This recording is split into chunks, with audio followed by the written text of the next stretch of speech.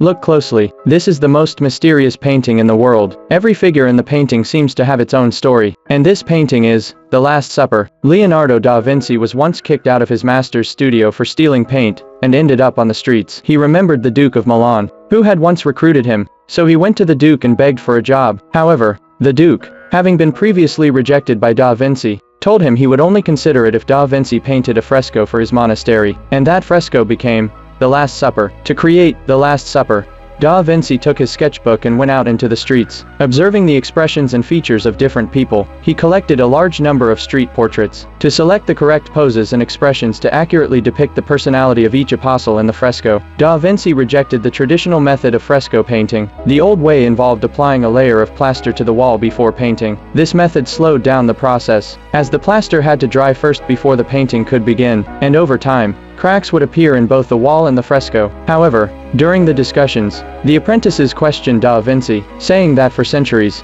all frescoes were painted over plaster, and without this method, no one would be able to paint a fresco. Da Vinci instantly shouted, "Stop saying it's impossible!" Da Vinci responded, "We will use an innovative technique, egg tempera. By mixing egg whites with specially made pigments, the paint will dry faster and allow us to keep working on the fresco. This way, we can create layers and prevent cracks in the painting." On the wall, da Vinci hammered a hole, declaring this as the vanishing point of the painting. Everything in the fresco would radiate from this point. When people entered and looked up, they should feel as if the fresco and the room were one, as if they were dining with Jesus. Da Vinci first sketched Jesus and the apostles separately on paper, and then pricked the outlines of the figures with a needle. He placed these outlines on the wall, using paint to transfer the figures onto the surface. This way, the outlines of the figures were left on the wall. Finally, da Vinci personally added the colors. They worked day and night, without rest, until the monks who saw the completed work were so astonished they could barely speak.